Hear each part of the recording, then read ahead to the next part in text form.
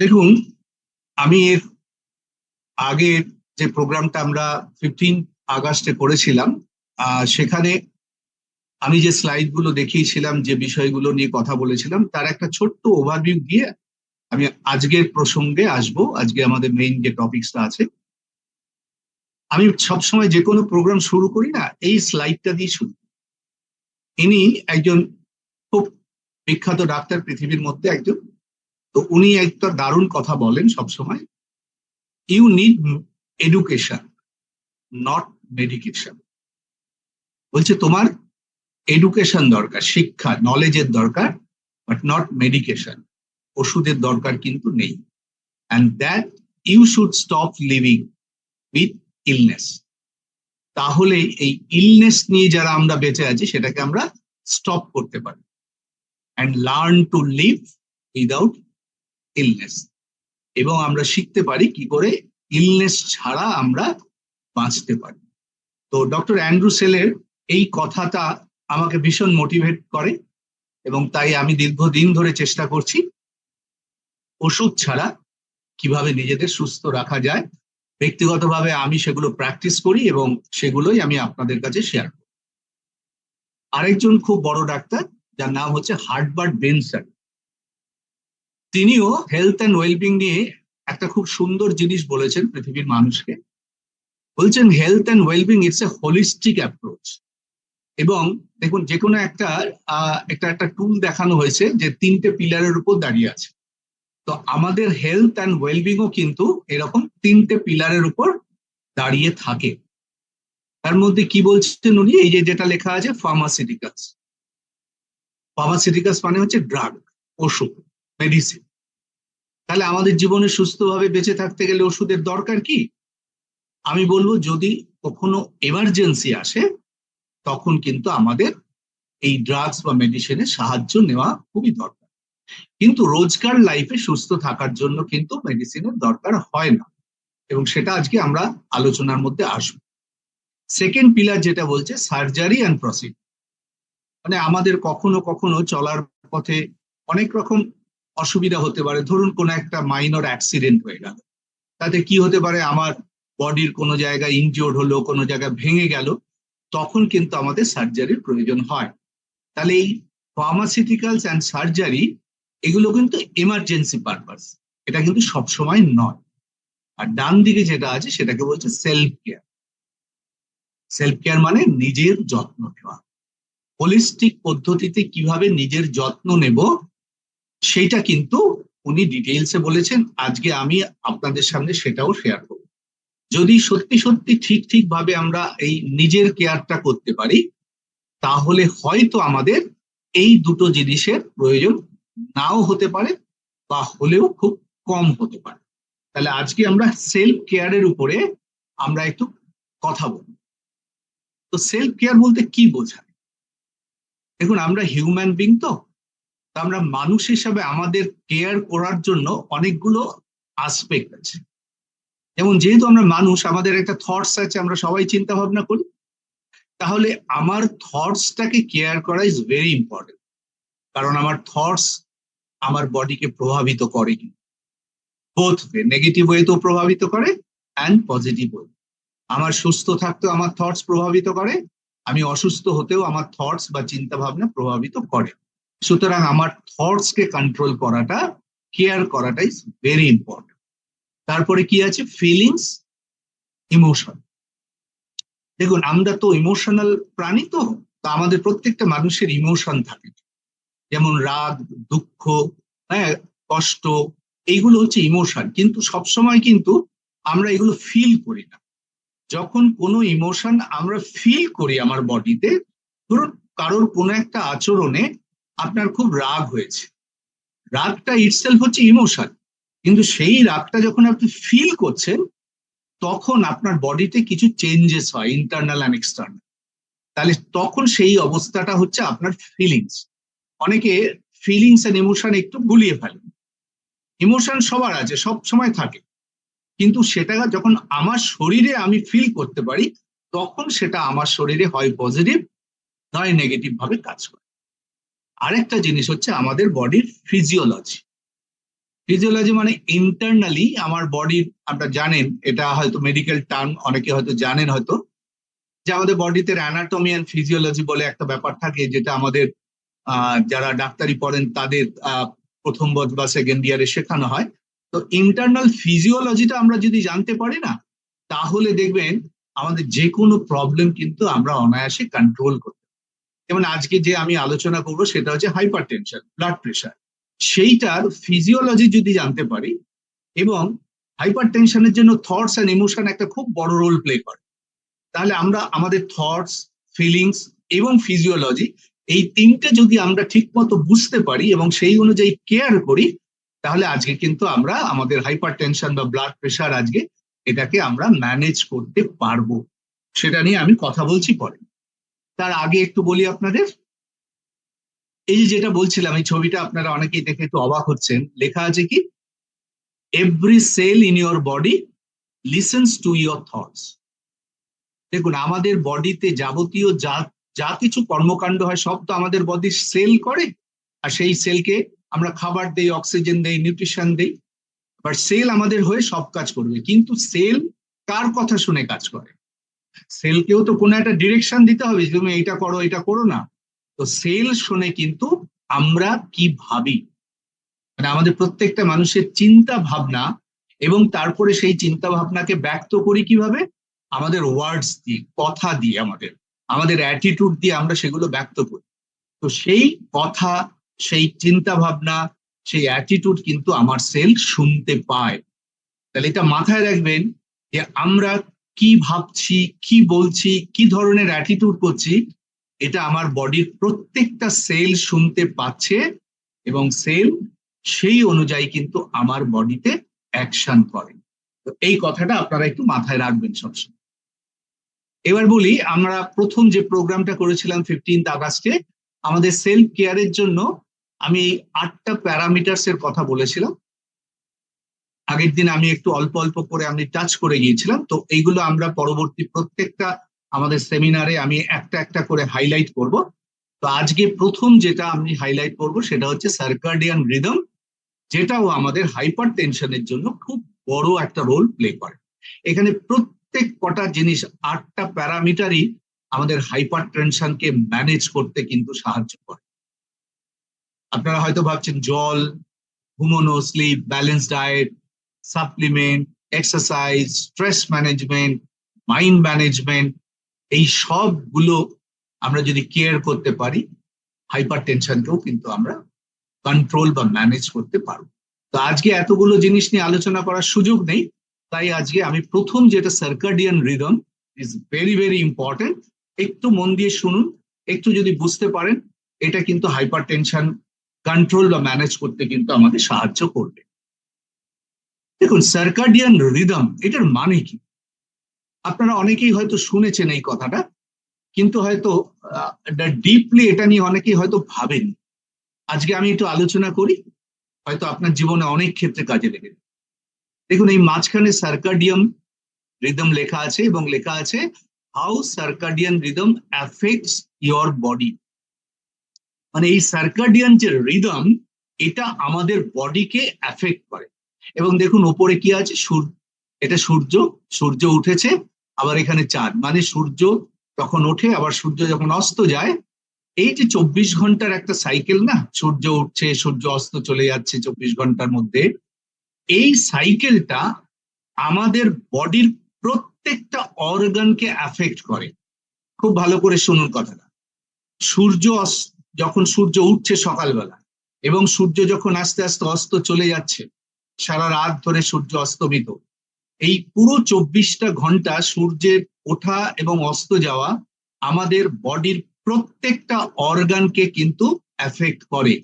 আমরা এটা বুঝতে পারি না, তাই জন্য সারা দিনের কোন সময়ে কি করা উচিত সেটাও আমরা অনেক সময় বুঝে উঠতে পারি না। দেখুন, এখানে পাশে পাশে লেখা আছে অনেকগুলো কথা, আমি একটু করে বুঝিয়ে বলি। এটা হচ্ছে মাঝরাত, ধরুন 12টা, এই যে আমার কারসার যেখানটা ঘুরছে, এই মাঝরাত থেকে আরো 2 ঘন্টা পরে 2 AM লেখা আছে। বলা হয় রাত্রি 2টো থেকে 4টে হচ্ছে আমাদের খুব গভীর ঘুমে থাকি আমরা, যারা আমরা এই 24 ঘন্টা সাইকেলে চলি। কিন্তু আপনি যদি ভারতবর্ষ ছেড়ে এখন কোনো একটা স্ক্যান্ডিনেভিয়ান কান্ট্রিতে চলে যান, ধরুন আপনি ফিনল্যান্ডে চলে গেলেন, ফিনল্যান্ডের কিন্তু সাইকেলটা আবার অন্যরকম, তাদের সূর্যাস্ত কিন্তু হয়ই না বলা চলে সামার টাইমে। তো আমার এই যে সার্কাডিয়ান রিদম, আমাদের ভারতবর্ষের সূর্য ওঠা থেকে অস্ত যাওয়া এই 24 ঘন্টা, আমাদের এই টাইম গুলোতে আমাদের বডিতে এক একভাবে কাজ করে। দেখুন আপনি ঘুম থেকে ওঠার পরে একদম ভোরবেলায় 4টে 5টা নাগাদ কিন্তু যদি আমাদের বডি টেম্পারেচার খুব কম থাকে, আমাদের বডি কিন্তু শান্ত থাকে, কিন্তু কারণ আমরা সারা রাত ঘুমিয়েছি, বডি টেম্পারেচার কিন্তু আমাদের কম। তারপরে আস্তে আস্তে আপনি 6টা নাগাদ উঠলেন, সূর্যের আলো আপনার চোখে পড়লো, তখন আস্তে আস্তে আপনার বডিতে প্রেশার এবার আস্তে আস্তে বাড়া শুরু করলো। তার মানে আপনি যখন রাতে ঘুমিয়েছিলেন, ভোরবেলা উঠলেন 4টে, আপনার ব্লাড প্রেশারও নর্মাল, বডি টেম্পারেচারও কম। এবার আস্তে আস্তে যখন ঘুম থেকে উঠলেন 6টা 7টা 8টা, আপনার সূর্যের আলো সংস্পর্শে এলেন, আপনার বডির ভেতরে আস্তে আস্তে চেঞ্জেস শুরু হয়। দেখুন আপনার ব্লাড প্রেশার রাইজ হচ্ছে। তারপরে 7টা 30 লেখা আছে, এটা একটা অ্যাভারেজ, ধরুন 7:30 থেকে 8:30 এরকম সময়ের মধ্যে একটা হরমোন লেখা আছে, দেখুন মেলাটোনিন হরমোন। এই মেলাটোনিন হরমোনটা সারা রাত ধরে আমাদের বডিতে সিক্রেশন হয়। কেন হয়? আমাদের বডিকে ঘুম পাড়ানোর জন্য, আমাদের বডিকে রেস্ট অ্যান্ড রিল্যাক্সে রাখার জন্য। কিন্তু আপনি তো সকালে উঠে পড়েছেন, তাহলে তো আর ঘুমিও নেই, তাহলে আপনার বডিতে এই মেলাটোনিন সিক্রেশনটা কিন্তু আস্তে আস্তে বন্ধ হয়ে যায়, তখন আর ঘুমের মুডে থাকবেন না, আস্তে আস্তে আপনি জেগে উঠবেন। তাহলে মেলাটোনিন হরমোন হচ্ছে আমাদের ঘুম পাড়াতে সাহায্য করে, কিন্তু যখন আমরা সকালে উঠে পড়লাম তাহলে তখন থাকলে তো হবে না, তখন ওটাকে বন্ধ হতে হবে। এটা বডির নিজস্ব নিয়ম, কিন্তু এটা আমি আপনি বাইরের থেকে কন্ট্রোল করতে পারি না কিন্তু। এবং এর টাইমটাও হচ্ছে দেখুন কিরকম, এই 7:30 8:30 এরকম সময়। তারপরে আরো এগিয়ে যান আপনি, সকাল 10টায় কি লেখা আছে? Highest alertness. মানে আমাদের স্কুল কলেজ ভারতবর্ষে কখন শুরু হয় বলুন তো? ওই দেখবেন সকালের দিকে শুরু হয়, ম্যাক্সিমাম স্কুল কলেজ, কিছু কিছু আছে সকালে শুরু হয়, তখন থেকে আমাদের অ্যালার্টনেস কিন্তু বাড়ে। এরপরে আরো এগিয়ে যাই 12টা, তারপরে 2:30 বাজে, সেই সময় আমাদের বেস্ট কোঅর্ডিনেশন, মানে আমাদের এই কগনিটিভ যে কাজগুলো হয়, আমাদের তখন ওই দুপুর বেলাটা দেখবেন, আমরা যারা অফিস টফিস করি না, আমাদের দুপুর বেলার দিকে আমাদের অফিসের কিন্তু সবচেয়ে মনোযোগ দিয়ে আমরা কাজটা করি। আমরা অফিসে ঢুকছি 10টা 10:30টায়, তখনও কিন্তু কাজে মন নেই। তারপরে আস্তে আস্তে আরো একটু সময় যাচ্ছে, এই 2টো 2:30 দুপুর বেলায় আমাদের তখন কিন্তু অফিসের কাজকর্মের কিন্তু হাইয়েস্ট কোঅর্ডিনেশন থাকে। তারপরে আপনি আরো একটু যাচ্ছেন 5টা নাগাদ, কি হয়? Cardiovascular efficiency. দেখুন এই যে 5টা সন্ধ্যের আগে বিকেল বেলায়, এই বিকেল বেলায় কার্ডিওভাস্কুলার অ্যান্ড মাস্কুলার স্ট্রেন্থ, তাই জন্য ভারতবর্ষের ম্যাক্সিমাম খেলাধুলাগুলো বিকেলের দিকে হয়, কারণ বডির মাস্কুলার স্ট্রেংথ এবং কার্ডিওভাস্কুলার স্ট্রেংথটা ওই সময় এই সানসেট সানরাইজের ফলো করে কিন্তু হাইয়েস্ট থাকে। তারপরে এবার সন্ধে হয়ে গেল, এই সন্ধ্যের পরে ব্লাড প্রেশার কিন্তু এবার বাড়ছে। দেখুন আমাদের উল্টো দিকে সকাল 4:30টার সময় সকালবেলায় ব্লাড প্রেশার কমে, আবার সন্ধ্যেবেলায় 6:30টার পরে হাইয়েস্ট ব্লাড প্রেশার হয়। আস্তে আস্তে বডি টেম্পারেচার বাড়ছে, সন্ধ্যে যত গড়িয়ে আসছে বাড়ছে। এইবার 9টা 9:30টার পর থেকে না, যখন আমাদের আস্তে আস্তে সবকিছু মানে সূর্যের আলো কমে গেছে, বডিতে তখন মেলাটোনিন হরমোন সিক্রেশন স্টার্ট হচ্ছে। ওই বলেছিলাম মেলাটোনিন হরমোনটা আমাদের কি করে? আমাদের ঘুম পাড়াতে সাহায্য করে। সুতরাং 9টা 10টার পর থেকে melatonin hormone body automatically release করা শুরু করছে। তাহলে এই যে 24 ঘন্টার যে সাইকেলটা, এই সাইকেলটা যদি আপনি বুঝে যান না, তাহলে আপনি আপনার লাইফে কখন কোন কাজটা করবেন সেটা কিন্তু আপনি ঠিক করে নিতে পারেন। একটা এক্সাম্পল দিই, ধরুন হাইপার টেনশন নিয়ে আজকে কথা বলছি আমরা। হাইপার টেনশন মানে ডাক্তারবাবুর কাছে গেলে আমাদের ব্লাড প্রেশার মাপে। এবার আপনার ব্লাড প্রেশার তো সকালে একরকম, আবার সন্ধ্যেবেলা একরকম। তাহলে আপনি সন্ধ্যেবেলায় 6:30 7টার সময় আমরা সন্ধ্যেবেলা একটা ডাক্তারবাবুর কাছে যাচ্ছি, তখন উনি আমার ব্লাড প্রেশার মেপে দেখলেন আমার ব্লাড প্রেশার একটু হাই, সেই অনুযায়ী ডাক্তার আমাদের মেডিসিন প্রেসক্রাইব করলেন। আবার আপনি কোনোদিন সকালবেলায় ওই 7টা 7:30 8টা নাগাদ ঘুম থেকে ওঠার পরে ব্লাড প্রেশার চেক করবেন, তখন দেখবেন ব্লাড প্রেশার কম। তাহলে যে ব্লাড প্রেশারের জন্য ওষুধ খাচ্ছেন, সকালের ব্লাড প্রেশারের জন্য তো আপনার ওষুধের দরকার নেই, তাই না? তাহলে ব্লাড প্রেশারের টাইমিংটা ইজ ইম্পর্টেন্ট। কোন টাইমে আপনি ডাক্তারবাবুর কাছে গিয়ে ব্লাড প্রেশার চেক করছেন এবং কোন ওষুধ খাচ্ছেন, সেটা কিন্তু আমাদের বোঝার দরকার। তাহলে এবার থেকে আমার কথা শোনার পরে আপনি সন্ধ্যের পরে ডাক্তারবাবুর কাছে গিয়ে ব্লাড প্রেশার মাপলে না, আপনার একটু অলওয়েজ হাই দেখাবে, আপনি টেনশন করবেন। আপনি পরের দিন সকালবেলায় আবার একটুখানি যখন বডি রিল্যাক্স থাকে তখন আপনি একবার ব্লাড প্রেশার চেক করিয়ে দেখুন, এবং এই দুটোর একটা অ্যাভারেজ নিয়ে নিন। তাহলে আপনি বুঝতে পারবেন যে সারাদিন আপনার অ্যাভারেজ ব্লাড প্রেশার কিরকম। তাহলে এই সার্কাডিয়ান রিদম, এই 24টা ঘন্টা আমাদের শরীরের জন্য কিন্তু ভেরি ইম্পর্টেন্ট, আমাদের কিন্তু বোঝাটা খুব দরকার। ওকে, আর একটু আসুন দেখুন সার্কাডিয়ান রিদমের কি করে আমাদের বডিতে এফেক্ট করে এটা বোঝা দরকার। এই যে সূর্য উঠেছে, সূর্য আমরা যখন প্রথম ঘুম থেকে উঠি আমার চোখে সূর্যের আলো পড়ল, দেখুন চোখ দেখানো হচ্ছে, আলো যখন পড়ে আমার ব্রেনে আমার প্রথম একটা মাস্টার ক্লক আছে, সেই ক্লকটা ঠিক হয়ে যায়। ব্রেনের মধ্যে বলা হয় একটা মাস্টার ক্লক।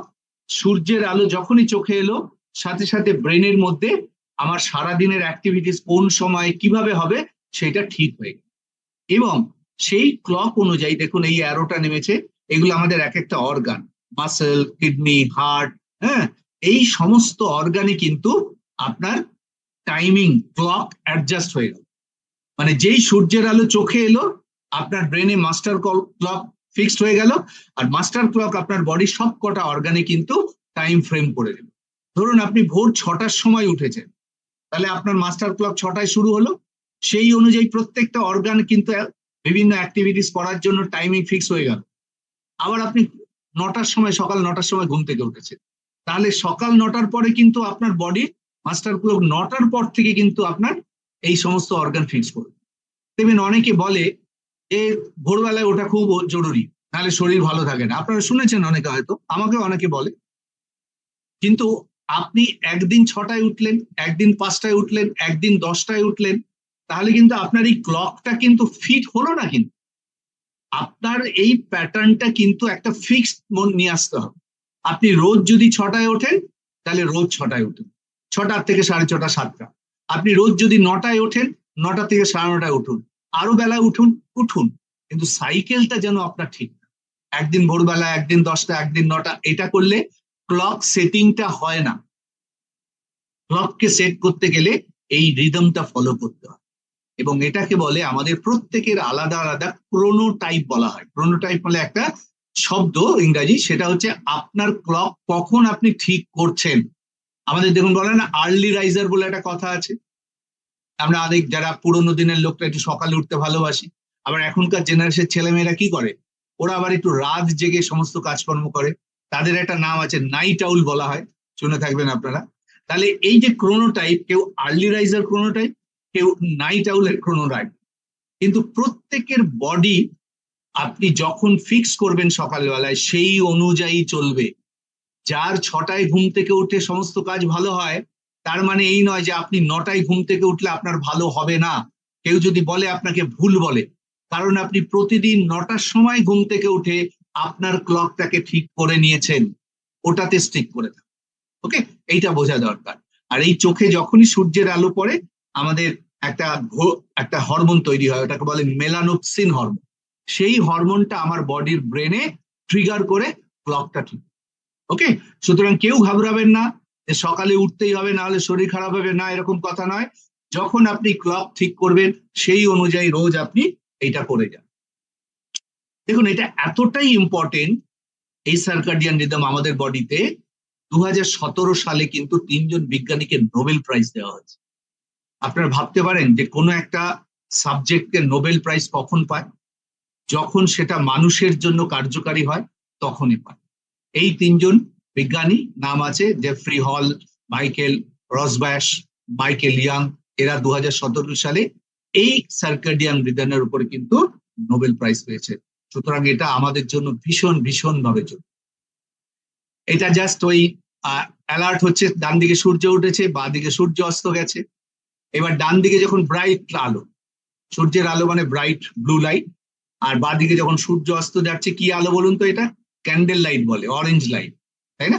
আমরা দেখবেন অনেক সময় অনেকে পার্টি করি না, ক্যান্ডেল লাইট ডিনার বলা হয় না, তখন ব্রাইট লাইটটা কমিয়ে আমরা মোমবাতির আলোয় বা ক্যান্ডেল লাইটে ডিনার করি, মানে একটা সুদিং লাইট থাকে, ওটা আমাদের ব্রেনকে খুব রিফ্রেশ করে। সুতরাং যখন রাত বাড়বে সন্ধ্যের পর থেকে না, আমাদের উচিত হচ্ছে ওই ব্লু লাইট বা ব্রাইট লাইটটাকে কমিয়ে দিয়ে আমরা যদি একটু অরেঞ্জ লাইট, একটু ক্যান্ডেল লাইটের মধ্যে থাকি, তাহলে ওই 9টা-10টার পর থেকে না মেলাটোনিন হরমোনটা সিক্রেশন শুরু হয়। দেখুন, sleep hormone melatonin rises at night. কখন? যখন এই লাইটটা থাকে। কিন্তু আজকে সত্যি দুর্ভাগ্য আমাদের, আজকে আমরা রাত জেগে 12টা, 12:30, 1টা পর্যন্ত আমরা ওই ব্লু লাইটের মধ্যে থাকি। হয়তো আমরা অনেকে টিভির মধ্যে থাকি, হয়তো কম্পিউটারে থাকি, অনেকে, সেগুলো those are all blue lights, যেটা আমাদের মেলাটোনিন হরমোন সিক্রেশনে বাধা দেয়। আর মেলাটোনিন হরমোন যতক্ষণ না সিক্রেশন হবে, আপনার কিন্তু ঘুম আসবে। তাই এখন থেকে চেষ্টা করুন, সন্ধ্যের পর থেকে আস্তে আস্তে ব্লু লাইটটাকে কমিয়ে দিয়ে আপনি ওই ক্যান্ডেল লাইট বা অরেঞ্জ লাইটের মধ্যে যদি নিজেকে অ্যাডজাস্ট করতে পারে। হ্যাঁ, এটা একটা ভেরি ইম্পর্টেন্ট স্লাইড, এটা ভালো করে একটু আমি বোঝাই, আপনারা একটু বুঝুন এটা। দেখুন, এই যে সার্কেডিয়ান রিদম না, এটার সাথে আমাদের ডাইজেশন, খাওয়ার টাইমিং একদম অঙ্গাঙ্গিক ভাবে জড়িত। এই সূর্যের আলো কমে যাচ্ছে, আমাদের খাবার খাচ্ছি, সূর্যের আলো কমে গেছে, অন্ধকারের সাথে খাবারের কি সম্পর্ক? ডিরেক্ট একটা রিলেশন আছে, আমি বলি। ধরুন, এই যে খাবারগুলো দেখছেন না, এর মধ্যে আমাদের কি আছে? কার্বোহাইড্রেট আছে, ফ্যাট আছে, কিছু প্রোটিন আছে, সব মিলিয়েই তো খাই।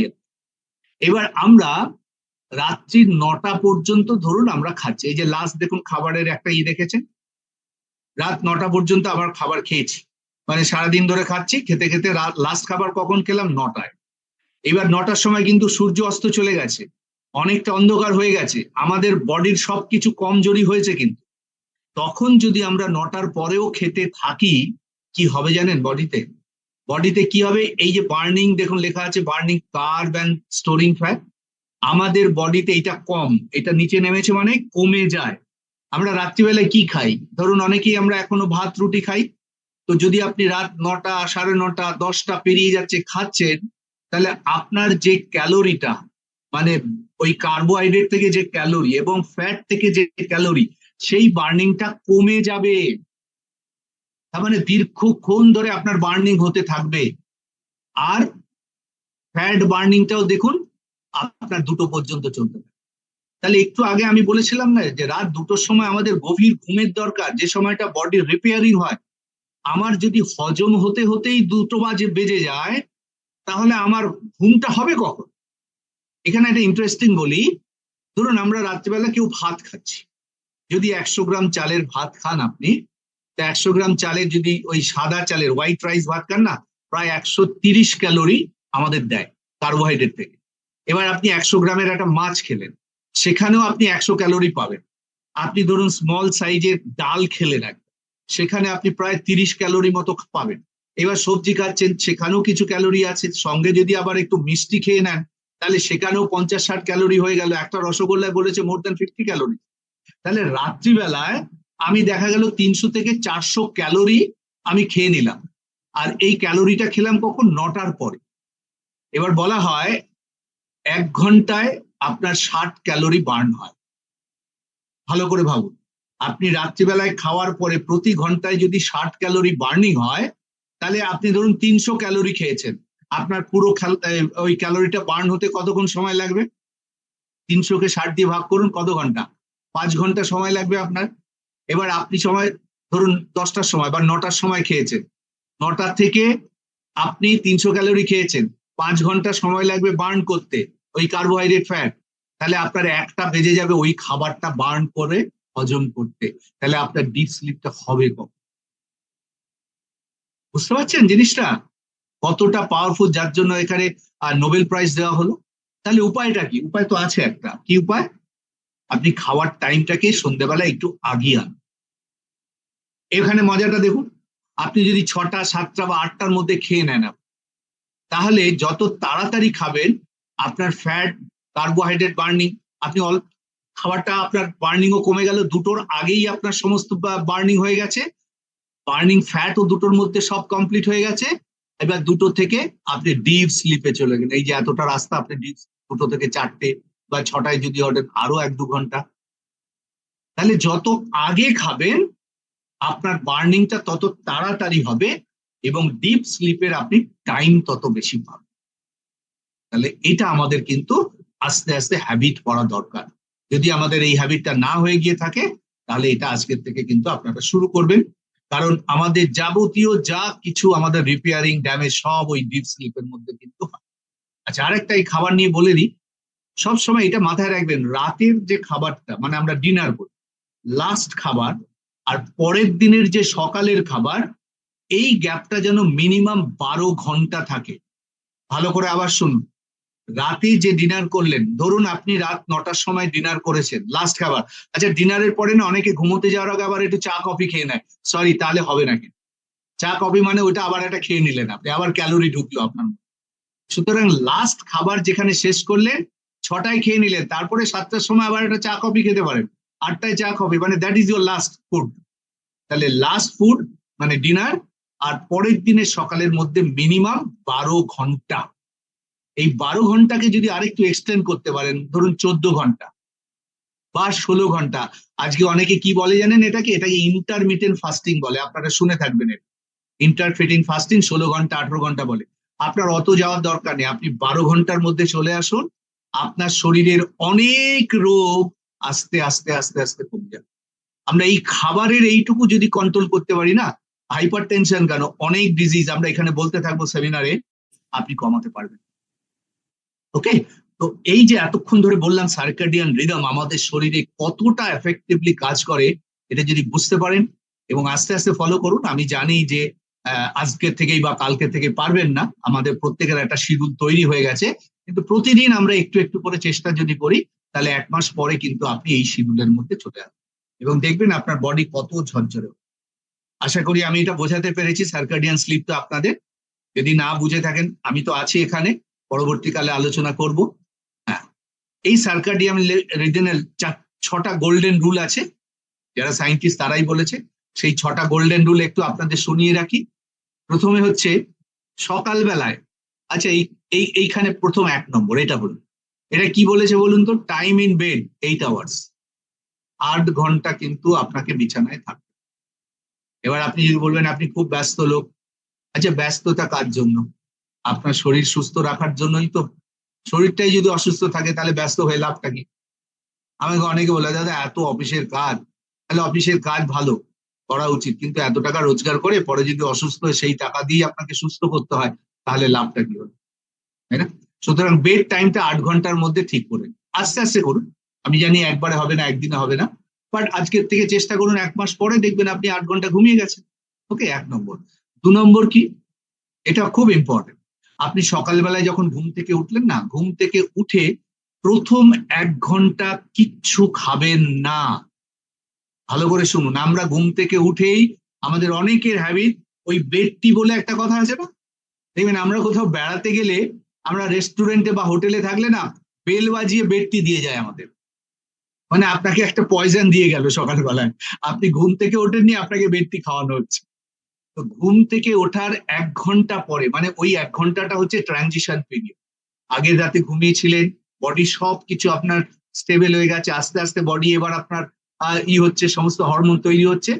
প্রথম 1 ঘন্টা কিচ্ছু খাবেন, ওই 1 ঘন্টার, হ্যাঁ জল খাওয়া যেতে পারে, ওই 1 ঘন্টার মধ্যে আপনার প্রথম যে কাজগুলো হয় সেগুলো করে নিন। 1 ঘন্টা পর থেকে আপনি খাওয়া শুরু। টাইম রেস্ট্রিক্টেড ইটিং, যেটা আগে বললাম, 10 থেকে 12 ঘন্টার একটা গ্যাপ দেবেন রাতের খাবার আর সকালের খাবারের মধ্যে।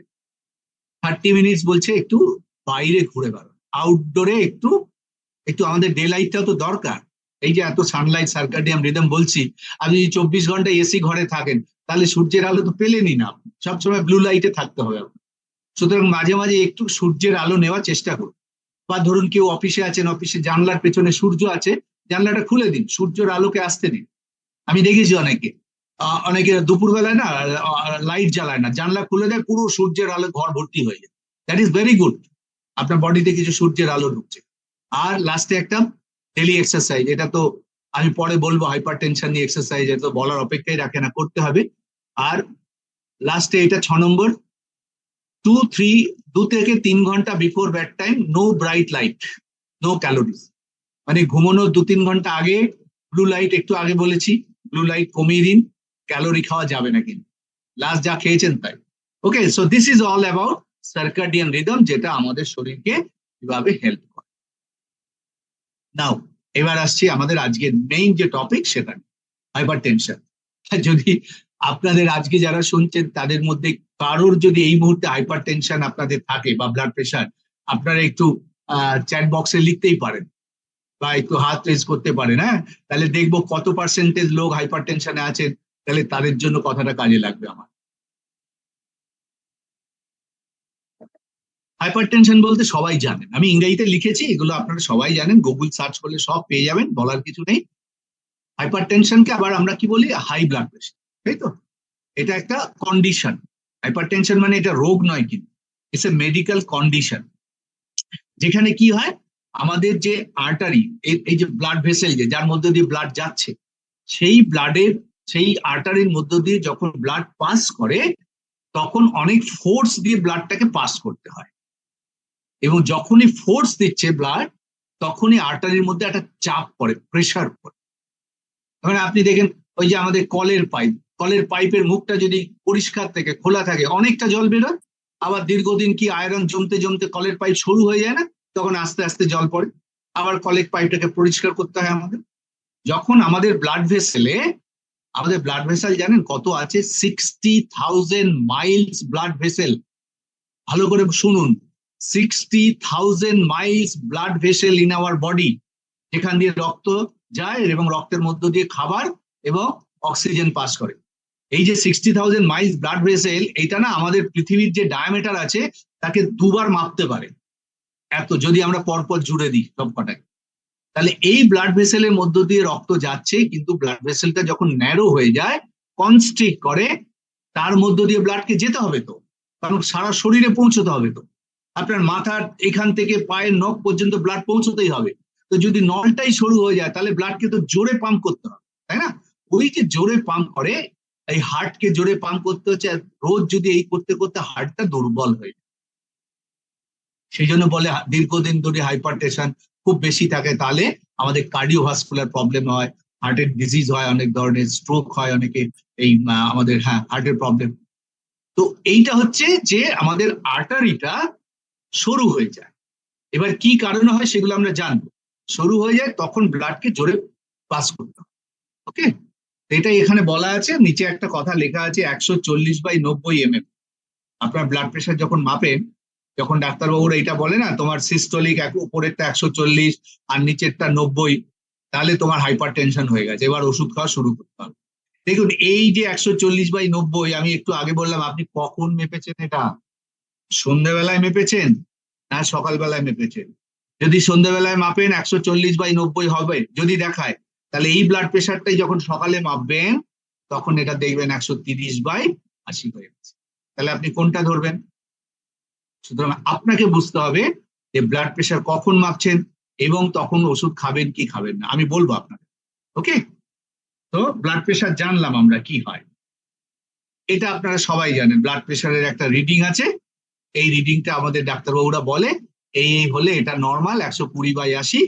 তারপরে প্রি হাইপার টেনশন 120-র উপরে উঠে গেছে, 130-এর কাছাকাছি, আর নিচেরটা 80 থেকে, না এটা লেস দ্যান 80 না, এটা সরি, এটা 80 থেকে একটু উপরে আছে, 80 থেকে 85-র মধ্যে হাইপার টেনশন হয়েছে, সেটা 130 থেকে 139, বলে 140 আর 90, এই রিডিংটাকে বলা hyper tension rate.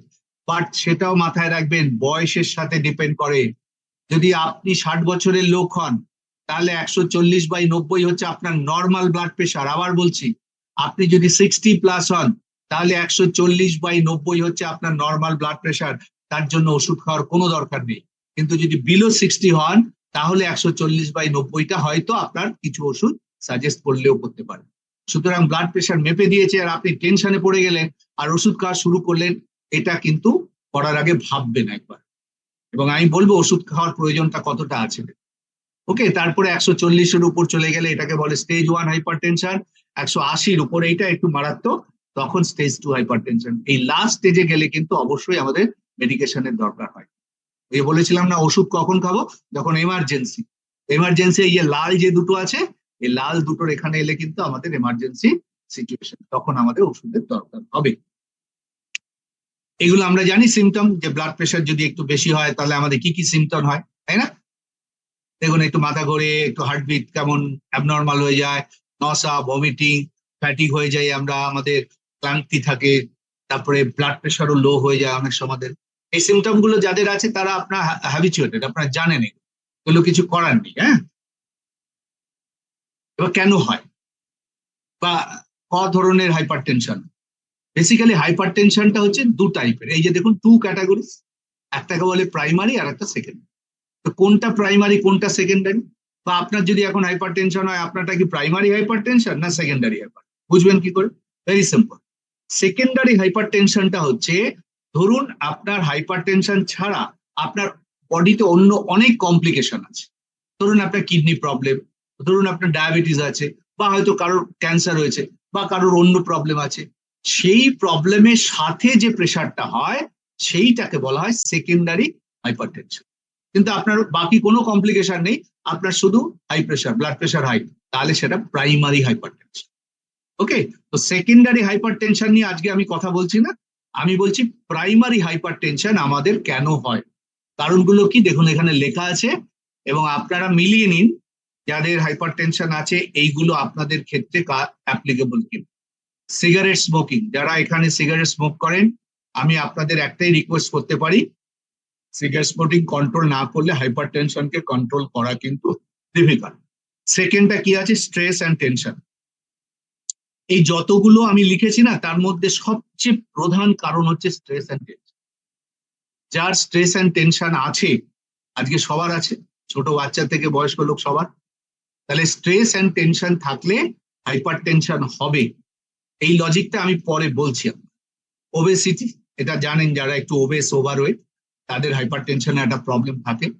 Excessive use of স্টিমুল্যান্টস, চা কফি যদি এক্সেসিভ খানা, হ্যাঁ একবার থেকে দুবার খেলে তেমন কিছু ওটা এক্সেসিভ হয় না, আপনি দিনে 5-6 বার 7-8-9-10 বার খেয়ে যাচ্ছেন আপনি, দ্যাট ইজ এক্সেস। তো সেটাকে কন্ট্রোল করা কিন্তু উচিত। ড্রাগ অ্যাবিউজ, আপনি কন্টিনিউয়াসলি আপনি ড্রাগের মধ্যে আছেন কি, that is also bad for hypertension. High sodium intake, sodium জানেন লবণ, আমরা অনেকেই আছে খাবার পাতে লবণ নিয়ে খাই, আমরা প্রচুর লবণ জাতীয় খাবার, চিপস, কেকস, পেস্ট্রি, এগুলো তো ফুল অফ সোডিয়াম, এগুলো আমরা খেয়ে নিচ্ছি আজকাল ফাস্ট ফুডের যোগে। যত এগুলো ইনটেক হবে ব্লাড প্রেশার কিন্তু বাড়বে। আর একটা সেডেন্টারি লাইফস্টাইল, আমরা সবকিছু খাচ্ছি অথচ শরীর চর্চা মানে লাইফস্টাইলটা একদম বসে বসে কাজ। তা আপনি বসে বসে কাজ করছেন আর খাবারের স্টাইল আপনার ওই ফাস্ট ফুড, তাহলে হাইপার টেনশন হবে না? তো এগুলো আমরা সবাই জানি, এগুলো হাইপার টেনশন। কিন্তু মূল কারণটা হচ্ছে স্ট্রেস অ্যান্ড টেনশন। এবং আমাদের যে ওষুধগুলো দেওয়া হয় না, সেই ওষুধগুলো মূলত এই স্ট্রেস টেনশনের জন্য যে ব্লাড প্রেশারটা যে ওই যে আর্টারি সরু হয়ে যাচ্ছে, সেটা কিন্তু ওটার কারণে, এবং ওইটাকে ঠিক করার জন্যই আমাদের ব্লাড প্রেশার দেওয়া হয়। আপনি সোডিয়াম ইনটেক করছেন, তার জন্য কোনো কিন্তু ওষুধ নেই, যে ওষুধ খাওয়ালো আপনি সোডিয়াম খাচ্ছেন সেটাকেও কমিয়ে দিল। আপনি ওই ওবেসিটি ওষুধ খাইয়ে দিল আর আপনার ওবেসিটি কমে গেল না, সেটা হবে না। তাহলে ওষুধ কেন দেয়? ওষুধ দেয় হচ্ছে বেসিক্যালি স্ট্রেস অ্যান্ড টেনশনের জন্য। স্ট্রেস টেনশনের জন্য আর্টারি সরু হয়ে গেছে, সেটা আমি দেখাচ্ছি আপনাদের, সেইটাকে ডায়ালেট করার জন্য, সেটাকে বড় মানে খুলে দেওয়ার জন্য ওষুধ। তা আমরা যদি স্ট্রেস টেনশনকে অন্যভাবে কন্ট্রোল করে ফেলি, লাইফস্টাইল চেঞ্জ করে, খাবারের মধ্য দিয়ে, তাহলে আমাদের ওষুধ খাওয়ার দরকার, তাই না? তাহলে আসুন দেখায়, এই স্লাইডটা দেখুন। দেখুন আমরা সবাই অর্ডিনারি মানুষ, তো তো অর্ডিনারি মানুষকে না এইগুলো আমি খুব সহজভাবে বোঝাই, আপনারা বুঝে যাবেন, এগুলো কোনো মেডিকেল টার্ম এমন কিছু না, বা বুঝতে খুব একটা অসুবিধা হবে না। আমিও সাধারণ একটা ঘরের ছেলে, আমি ডাক্তার নই বাই প্রফেশনে, মেডিকেল ডাক্তার নই, সুতরাং আমি বুঝতে পারলে আপনিও বুঝতে পারবেন। দেখুন, আমাদের ব্লাডকে রক্তের মধ্যে দিয়ে, এই ব্লাডকে আর্টারির মধ্য দিয়ে আমাদের পাস করতে হয়, তাই তো? পাস করে সমস্ত শরীরে ওই 60,000 মাইল আর্টারির মধ্যে দিয়ে পৌঁছতে।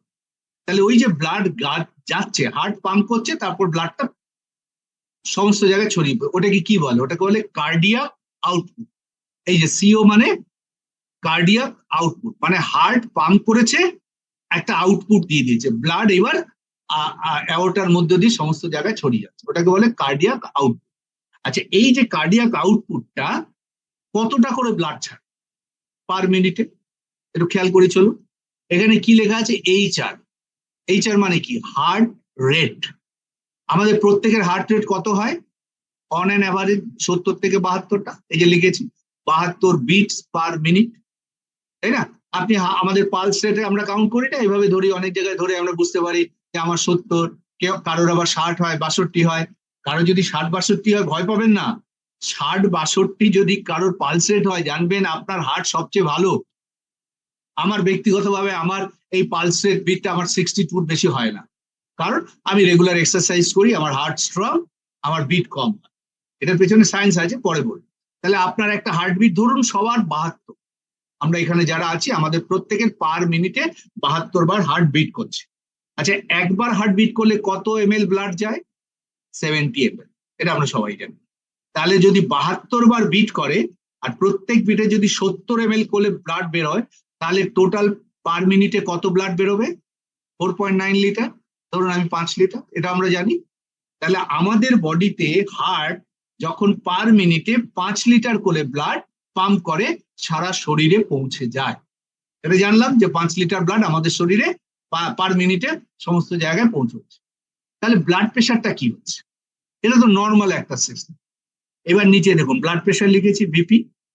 এই ব্লাড প্রেশারটা বলছে যদি এই সিও মানে কার্ডিয়াক আউটপুট যদি বেশি হয়, কার্ডিয়াক আউটপুট বেশি মানে এই যে কার্ডিয়াক আউটপুট বলেছি 5 লিটার, 5 লিটার, এই যদি 72টা বিট হয়, কারোর ধরুন অনেকের 80টা বিট হয় না, কারোর 90টা বিট হয়, তার মানে হার্ট উইক আপনার, বারবার বারবার বারবার বিট করছে রক্ত দেওয়ার জন্য, তাই তো? তাহলে যদি বেশিবার বিট হয় আপনার, তাহলে আপনার এখানে কি হচ্ছে? ভলিউমটা বেড়ে যাচ্ছে অনেক, তাই না? কিন্তু 5 লিটার আমার একটা লিমিট আছে। তাহলে যদি আপনার কার্ডিয়াক আউটপুট বেশি হয় 5 লিটারের পার মিনিটে, তাহলে ব্লাড প্রেশার বাড়বে। আরেকটা কি আছে? পিআর। পিআর হচ্ছে পেরিফেরাল রেজিস্ট্যান্স। এটার মানে কি? পেরিফেরাল রেজিস্ট্যান্স মানে আমাদের আর্টারির মধ্য দিয়ে ব্লাড যাচ্ছে তো, এবার যদি এই ব্লাড যেতে বাধা পায়, বাধা কিভাবে পেতে পারে? ধরুন এতটা গ্যাপ আছে, এই এতটা গ্যাপটা সরু হয়ে গেছে, তাহলে 5 লিটার ব্লাড আগে এতটা গ্যাপ দিয়ে যেভাবে সহজে যেত, এখন যদি সরু হয়ে যায় তাহলে 5 লিটার ব্লাড যেতে পারবে না, ফোর্স লাগবে অনেক।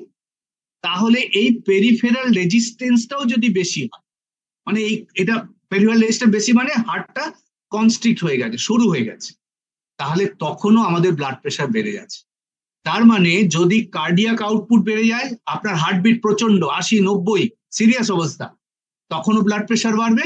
আবার যদি পেরিফেরাল রেজিস্ট্যান্স মানে ওই আর্টারি সরু হয়ে গেছে, তাহলেও আপনার ব্লাড প্রেশার বাড়বে। এই দুটো কারণে ব্লাড প্রেশার বাড়ে। ওকে, এবার এইগুলোর কারণ ওইগুলো, ওগুলো করলে এইগুলো বাড়ে। এবার এই দেখুন দুটো আমি দেখিয়েছি, এই এই জায়গাটা দেখুন কতটা ওয়াইড, রক্ত যাচ্ছে এতটা জায়গা জুড়ে, তার পরেরটা দেখুন সরু হয়ে গেছে। তাহলে এতটা রক্ত যদি এর মধ্য দিয়ে যেতে চায়, তাহলে তাকে অনেক ফোর্সে যেতে হবে। তাহলে এইটা কেন হচ্ছে? নাও এবার ভালো করে একটু শুনুন না, এই পেরিফেরাল রেজিস্ট্যান্সটা সরু হয়ে গেল কেন, এরকম না থেকে এরকম কেন হলো?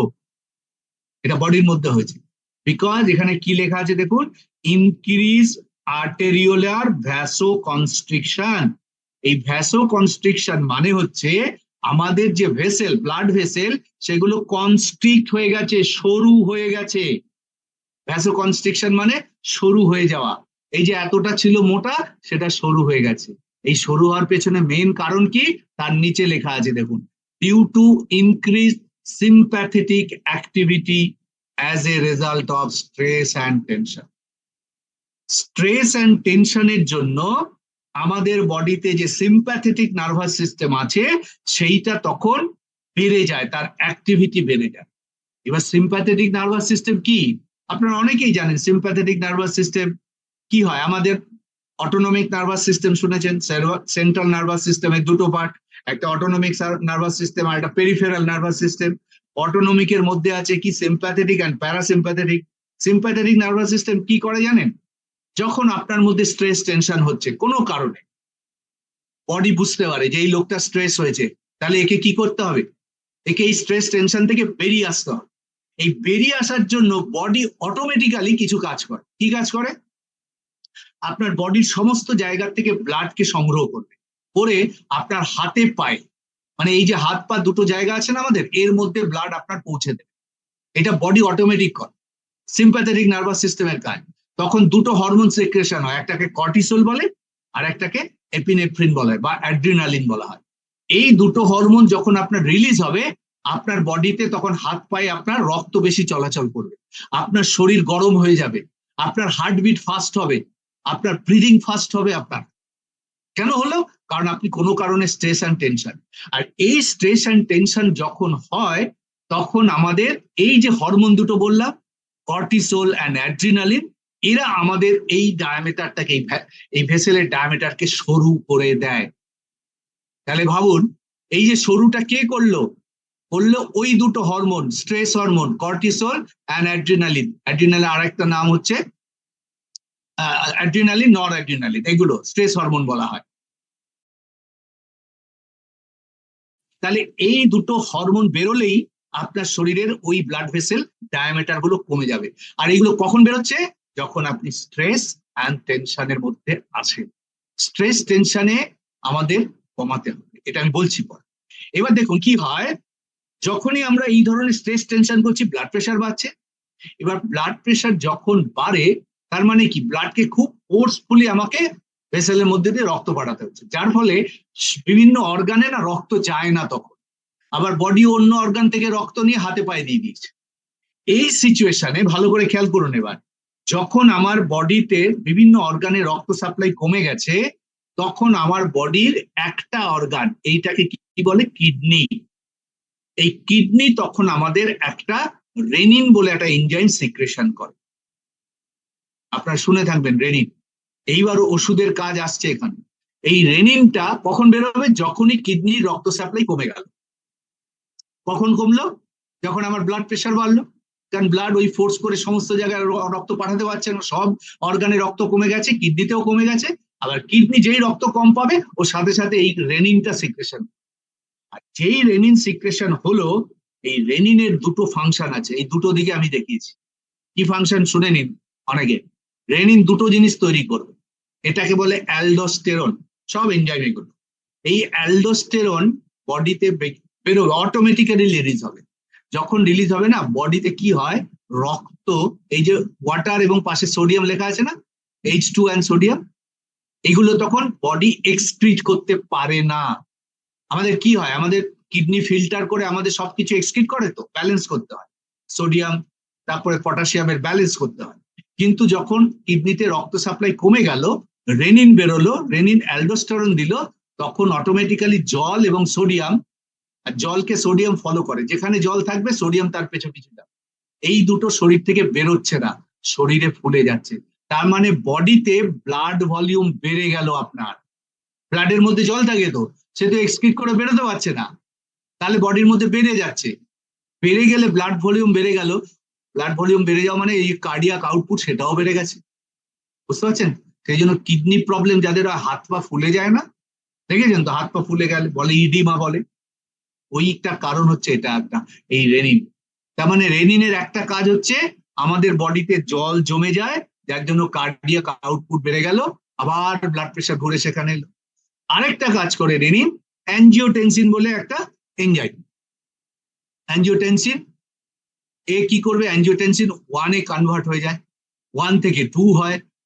আর 2 যেটা যদি বেরিয়ে যায় আপনার অ্যাঞ্জিওটেনসিন 2, আপনার এই যে দেখুন ভ্যাসো কনস্ট্রিকশন, আগের স্লাইডে বলেছিলাম না, ব্লাড ভেসেলকে কনস্ট্রিক্ট করেছে, আপনার বডিতে অ্যাঞ্জিওটেনসিন 2 তৈরি হয়ে গেছে, ওর কাজ হচ্ছে ভ্যাসো কনস্ট্রিকশন। সে আপনার প্রত্যেকটা ভেসেলকে কনস্ট্রিক্ট করবে, আপনার ভেসেলের যে ডায়ামিটার সেটাকে কমিয়ে দেবে। তাহলে যখনই কমালো, তার মানে ওই পেরিফেরাল রেজিস্ট্যান্সটা বেড়ে গেল আপনার। রেজিস্ট্যান্স বাড়লেই তো, ওইটা কমলেই তো রেজিস্ট্যান্স বেড়ে গেল, তাই না? তাহলে আপনার এই কাজটা কি করলো? করলো হচ্ছে কিডনির রেনিন। তার মানে এমনিতেই ব্লাড প্রেশার বেড়ে গেছে, কিডনিতে রক্ত যায়নি বলে আবার বেড়ে গেছে। তার মানে ব্লাড প্রেশার না যার হয়, সে সাইকেল চলতেই থাকে চলতেই থাকে। ওই জন্য বলে দেখবেন ব্লাড প্রেশার ওষুধ খেলে আর কমানো যায় না, কারণ এই সাইকেলটা চলছেই আপনার। ওকে, একটু কঠিন হলেও আমি আশা করি আপনারা বুঝলেন, না বুঝলে আমি আছি, আবার আপনাদের সাথে কথা বলবো। তাহলে এই সিচুয়েশনে আমাদের ওষুধের কি, ওষুধ কি করে তা, তাই না? আমাদের তো অনেকে এখানে আছে ওষুধ খাচ্ছি, আপনারা হয়তো রাতেও কেউ কেউ ব্লাড প্রেশার ওষুধ খাবেন। দেখুন ওষুধ কি। আচ্ছা, এইটা আগে দেখিনি, সেটা হচ্ছে এই পেরিফেরাল রেজিস্ট্যান্স যেটা বলছিলাম, এটা নর্মাল, দেখুন কতটা ডায়ামিটার, তারপরে এইটা ভ্যাসোডাইলেশন, মানে এইটা বেড়ে গেছে, এই মাঝের স্লাইডটা বেড়ে যায়, বেড়ে যাওয়া মানে কি ব্লাড প্রেশার কমে গেল আপনার, আর এইটা কমে গেছে, ডায়ামিটার কমে গেছে, কমে গেছে মানে ব্লাড প্রেশার বেড়ে গেছে আপনার। তাহলে আমাদের ব্লাড প্রেশার বাড়া মানে এই যে ভ্যাসো কনস্ট্রিকশন, আমি এতক্ষণ যা বললাম ভ্যাসো কনস্ট্রিকশন মানে কনস্ট্রিক্ট হয়ে গেছে। তাহলে আমাদের উদ্দেশ্য কোনটা? ভ্যাসো ডায়ালেশন, আমাদের ভেসেলটাকে বাড়াতে হবে। ওষুধের কাজ হচ্ছে এই মাঝখানটা করা, কমে যায় ভ্যাসো কনস্ট্রিকশন, তাকে ডায়ালেট করে দেয়, ফুলিয়ে দেয়। হ্যাঁ, কি ওষুধ? এই দেখুন, হাইপারটেনশন কখন হলো? প্রথমে নর্মাল এতটা রক্ত যাচ্ছিল, তারপরে প্রি হাইপারটেনশন একটু কমে গেছে, পেরিফেরাল রেজিস্ট্যান্স অনেকটা রেজিস্ট্যান্স, এখন ব্লাড অনেক কম যাচ্ছে, কম যাচ্ছে মানে জোরে যাচ্ছে, ব্লাড তো ওই 5 লিটারই যাবে কিন্তু ফোর্স দিয়ে যেতে হচ্ছে। এই সিচুয়েশনটাকে বলে হাইপারটেনশন। আর কেন হলো? ওই ভ্যাসো কনস্ট্রিকশন।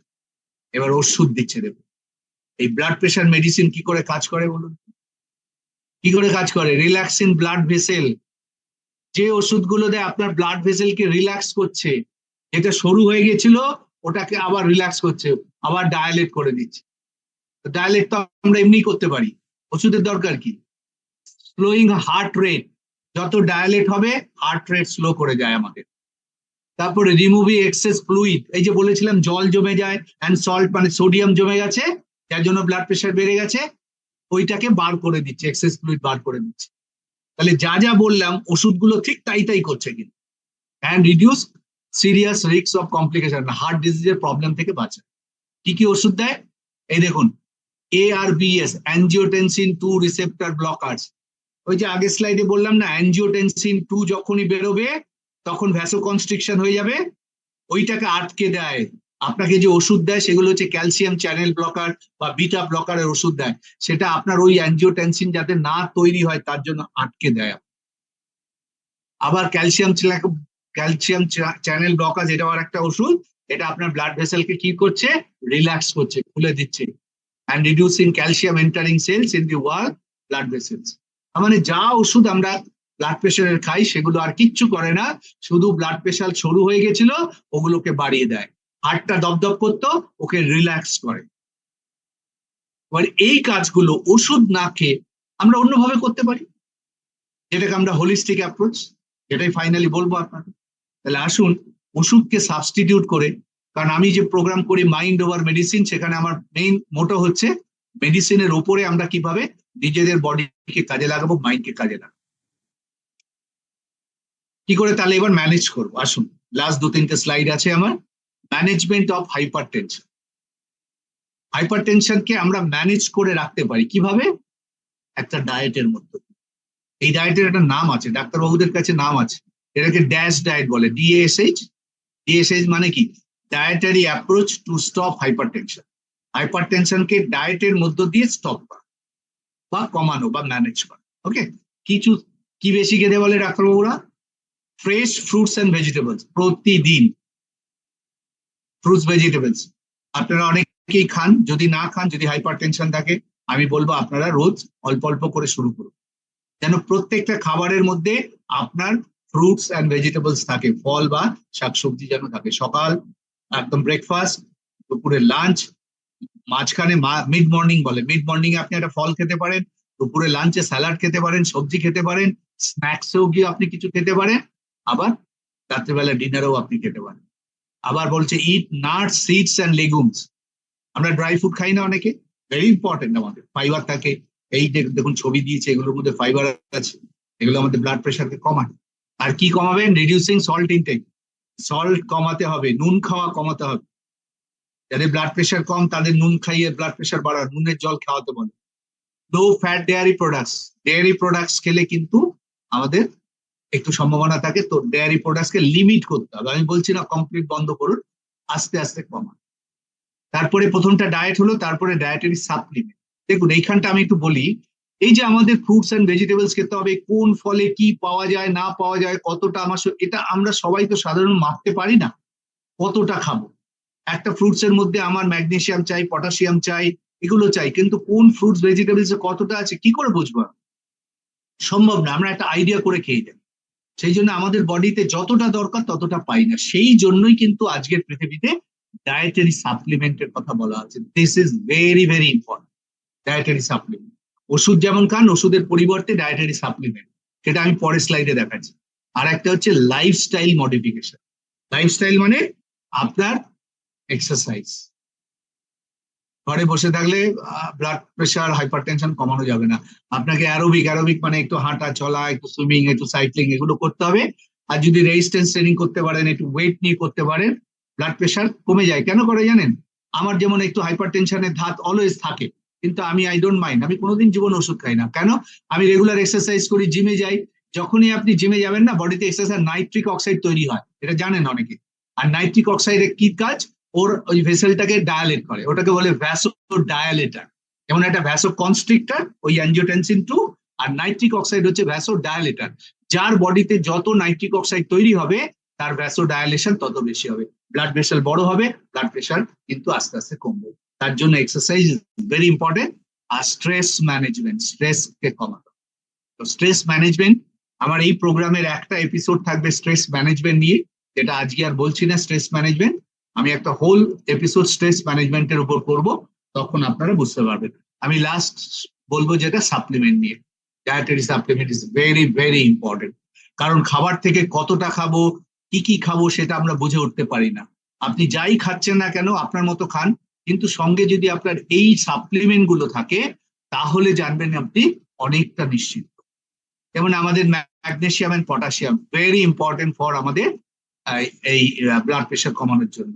কারণ দেখা গেছে ক্যালসিয়াম, ম্যাগনেসিয়াম এন্ড পটাশিয়াম, এগুলোর ডেফিসিয়েন্সি যাদের শরীরে থাকে, তাদের শরীরে হাই ব্লাড প্রেশারের একটা টেন্ডেন্সি থাকে।